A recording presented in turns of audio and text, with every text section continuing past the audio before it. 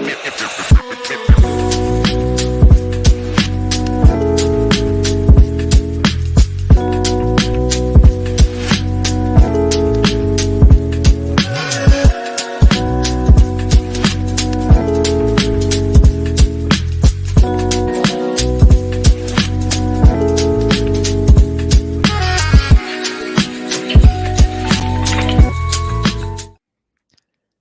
end of an era as the Broncos released Justin Simmons this morning. And Henry, everyone, a lot of the times people say, he's a great player, but an even better person. Justin Simmons is legitimately a Hall of Fame player and truly an even better person. This one sucks. It's sad. It hurts because of how much Justin Simmons meant to the Colorado community, the Denver Broncos. Over these past 8 years, Justin Simmons, the Broncos had nothing to cheer for, and except for Justin Simmons. He was the piece, the only player left from that 2016 team. He's the only player that's left from a winning team for the Broncos. He never got to taste the playoffs. And the Broncos say goodbye to him today as they don't trade him. They just flat out release him. It's a sad day in Broncos country.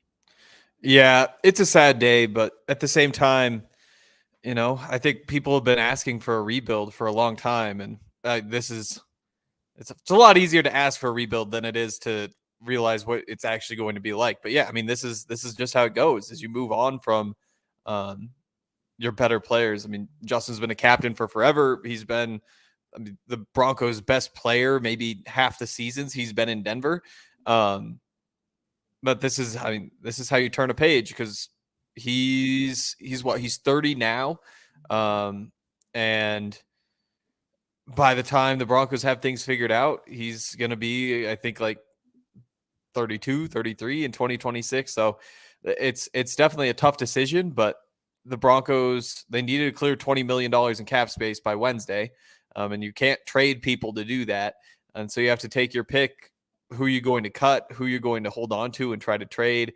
Are you just going to try to push money down the road? And the Broncos decided $14.5 million for Justin was something that they had to do. And we're going to continue to break this down, all the ramifications, at our normal show time at 11 a.m. today. So make sure to stay tuned to YouTube on podcasts as well. But the interesting thing that you bring up is a rebuild.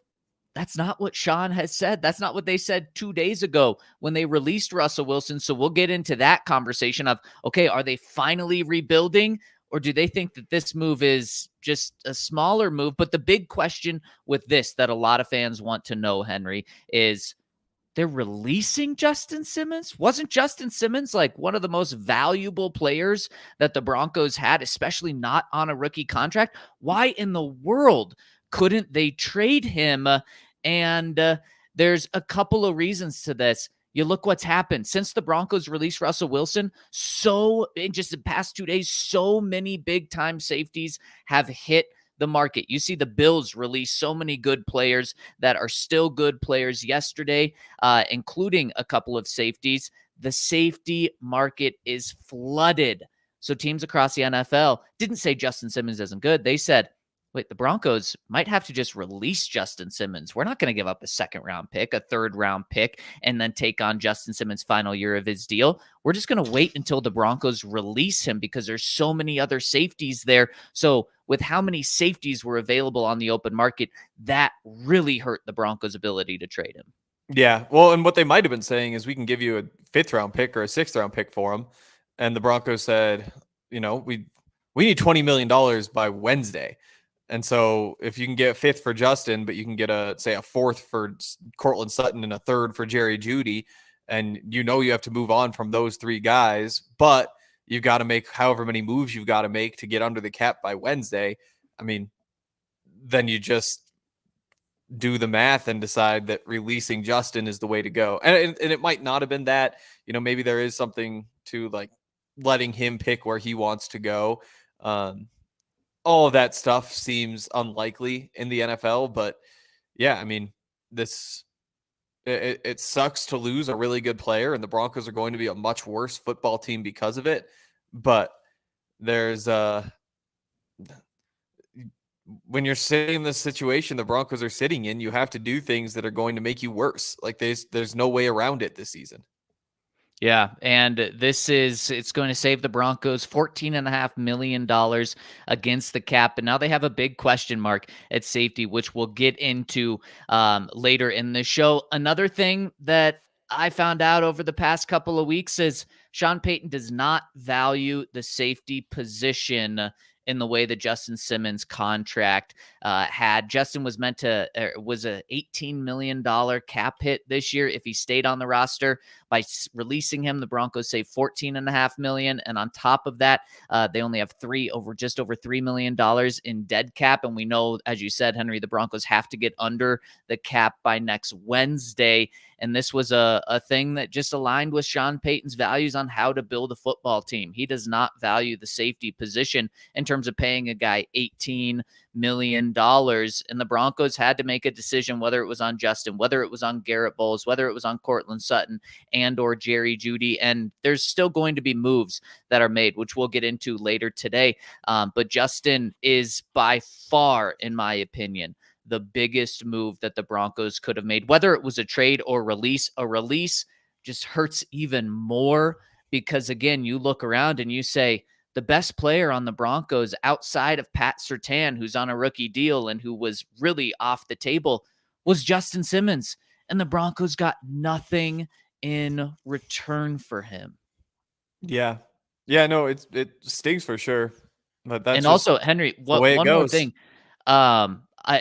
Correct me if I'm wrong here, but just the kicker to all of this, the Broncos won't get a compensatory pick back for Justin Simmons because you only get compensatory picks on players whose contracts expire. If you release a player or cut a player, that does not factor into the compensatory pick. Am I correct on that? Yeah. Yeah, you can't release somebody and then get a compensatory pick. Is brutal. So literally nothing in return for Justin Simmons, who's a 4-time second-team All-Pro, 2-time Pro Bowler, 3-time team nominee for Walter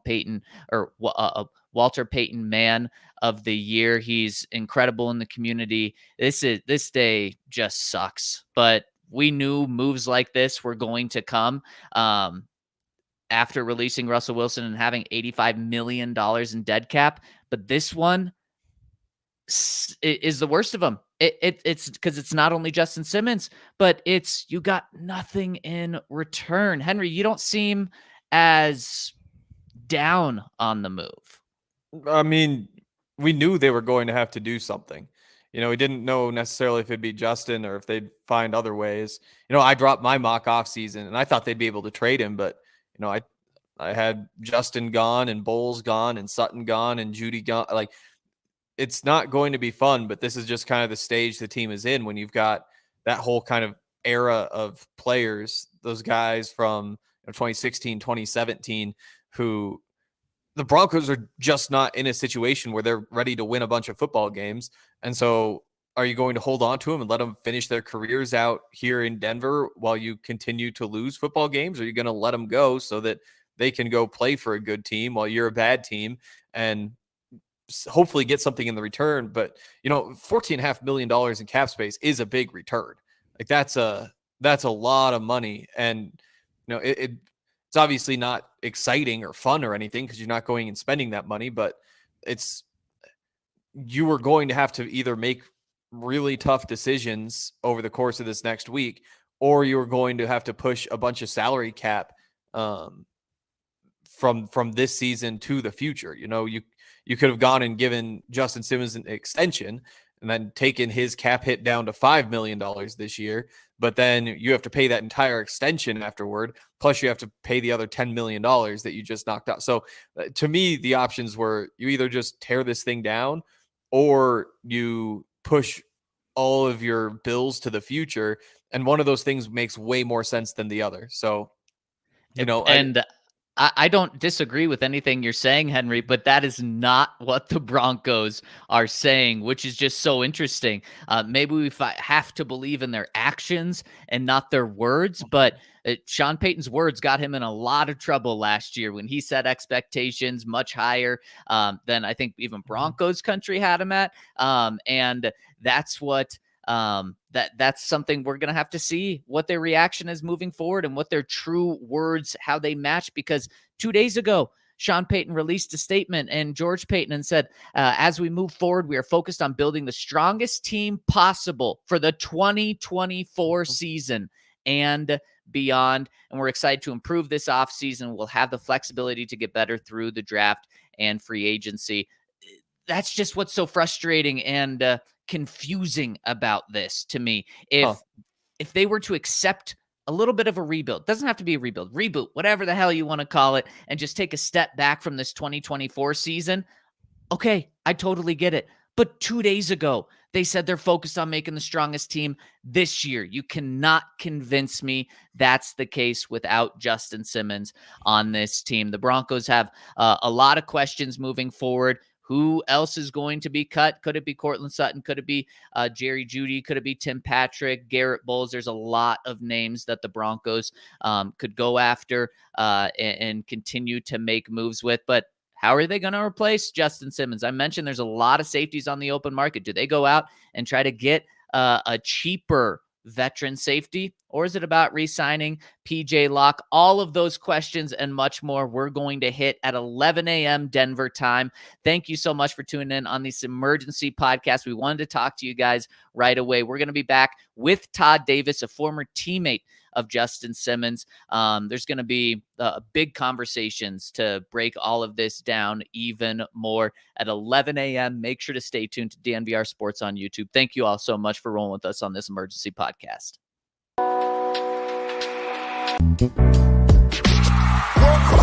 We all silly like the mayor.